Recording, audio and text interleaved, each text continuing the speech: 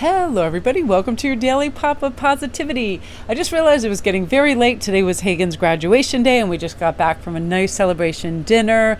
And, it was a prolonged, beautiful afternoon, and the energy was so great. I mean, all the hope and potential and love, and they have a phenomenal principal. And, he almost felt like an inspirational speaker when he was talking about loving yourself and loving life and having it be an adventure, and it was so wonderful. And I thought, yes, this is really great.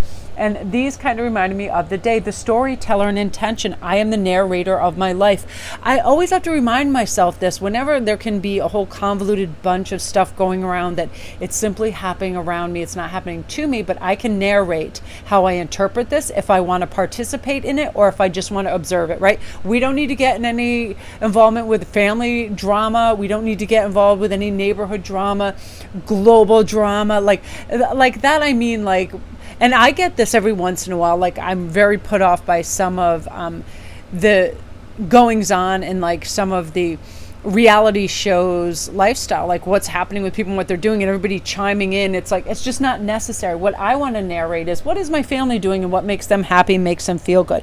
And this is saying, you guys, your instincts and your sixth sense are really going to be strong. And when you believe in yourself as a person in this way, you are going to learn to be true to yourself, and you're going to mold yourself how you've always wished to be, because you do have the pen and the paper. I don't want to respond to this. I want to respond lovingly and kindly to this. I want to add joy and a higher vibration to this. How do I do this for myself? First thing in the morning, I start with gratitude. I want to narrate on this page, thank you, universe, for my health and the fact that I have a roof over my head and family and crazy cats waiting to be fed.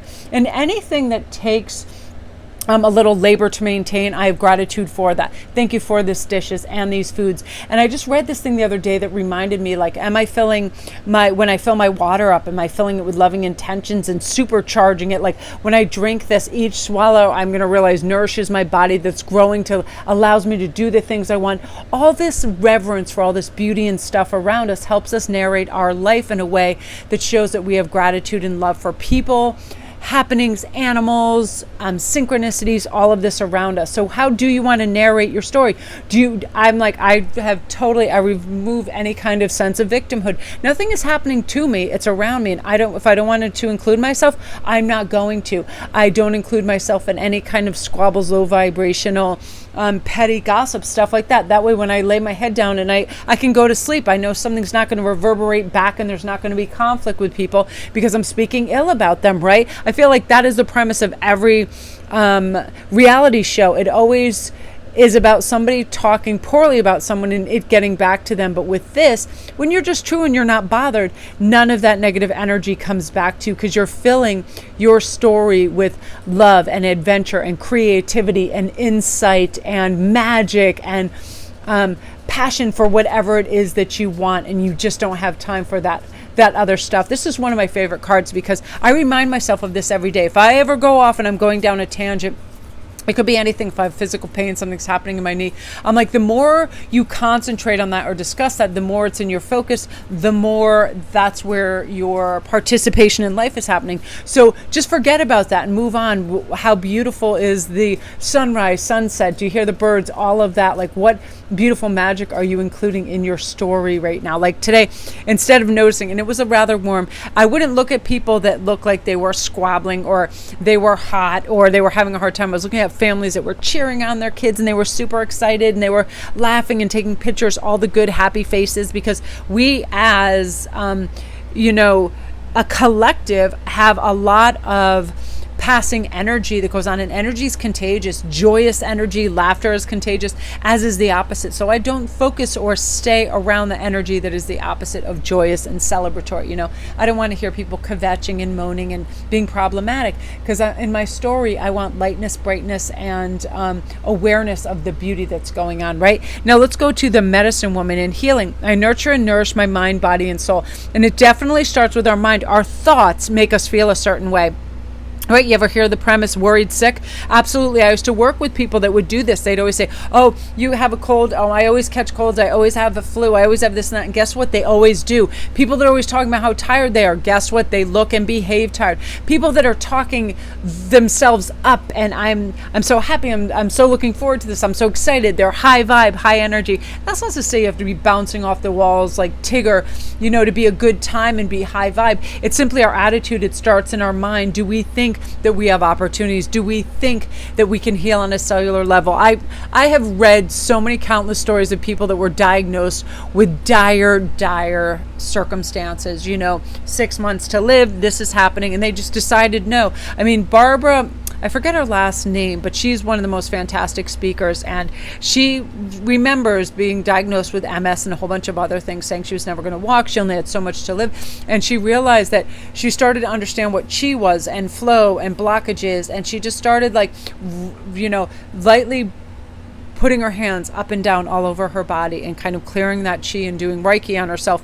And now she's in her 70s and she moves and behaves like somebody in their 30s. She's very live. She's so lively and happy because she decided, it is mind over matter. Yes, there are some circumstances like we cannot unsever a severed head. I mean, we're not being ridiculous here, but there are things we can worry ourselves into a state. We can believe we're sick and hence we behave a certain way. If we believe that everything can be healed and we are constantly high vibrational and thinking ourselves into wellness and speaking ourselves into wellness, we feel entirely different. I know when I say I'm in such a great mood, I had the best day, today is excellent, I certainly feel much different than when I'm like, I'm so tired, there's no way I can get through this day. And we all do that, right? We all speak in different terms and different experiences. Sometimes there is a harsh reality where we have a lot of appointments and there are things we have to adhere to. Here's something that really cool that happened for me today, and I've been doing this over and over. What I do is I envision exactly what I'd like to take place, right down to how I do it, and I sequence it because I wanted to go out and I wanted to surprise Hagen with his breakfast sandwich. No. His breakfast sandwich that he wanted, and to go get his balloons for graduation before I started to get ready. I envisioned where my keys were, where my bag was, that I wasn't going to get all dressed before I went. I was just going to go do this. And I did it exactly like I sequenced in my head and thought it out. I didn't say I have to go do this. I was like, I would really like to go do this. Now let me envision how simple it'll be. I go to point A, I take this road, I'm right there. I can do this in 15 minutes. Why wouldn't I do this? It's going to be a nice surprise. It'll make him feel great. Boom, done. And that activated me into, how sometimes when you are like kind of on a roll, you're able to do things much better than if you're kicking back on the couch or in your bed wishing that you were doing something, because then you feel guilty. And this is how we can heal ourselves and get to the next stages. Go, I feel great, I'm very capable of this, I feel good, the weather is perfect for this, I'm going to do this, I have the finances, the wherewithal, whatever it is. We talk everything up that we want, and then we get energy from that, and that is medicine, and that is healing. But then we have to go next. We have to go to our body. Are we hydrated? Are we eating well? Are we taking care of ourselves? Vitamins, medicine, whatever it is we should be doing, are we doing it, right? The soul is always looking for ways to expand and grow our comprehension and heal us. So that is like when we are feeling that we are part of a collective, we are loved and loving, all of that. All of a sudden the soul kicks in and it gives us all this beautiful vibrancy to do the rest, to take care of ourselves physically and mentally. But let's start with just the idea, and that's where everything begins. How do we feel about ourselves, our surroundings, everything we see in the positive? It is healing, helping, growing, thriving, all of that. Ideal. We are in ideal circumstances. I have whatever I need to do this specific task or thing. And then we just elevate and cycle up from there. And that's what's taking place. And these two go really beautifully together, because the storyteller says, man, let's just write ourselves a damn good story. Let's write ourselves a story where we are strong, where we feel connected and loved and capable and worthy and valuable as we are. No two people are ever meant to be the same. We're all on separate journeys. We don't need to compare ourselves. And remember, sometimes I'll do that watching IG too, go, man, look at that. They're in Lake Como and they are looking fine and this and that. But again, everybody is most of the time posting their most top 5% experiences when it comes to things like that. And you're going to have your Lake Como, you're going to have your trip to Switzerland, you're going to be, skiing in the Alps, you're going to have those moments. But right now, you don't have to be in the Alps to have a good time. You don't have to be in Lake Como to be to be loving life. You can be right in your own living room, creating something, watching something, laughing, and having gratitude for the fact you have a television set, you have your health and your healing if if something is ailing you, that you have food in your refrigerator, that you have pets that love you, you have family members, all of that.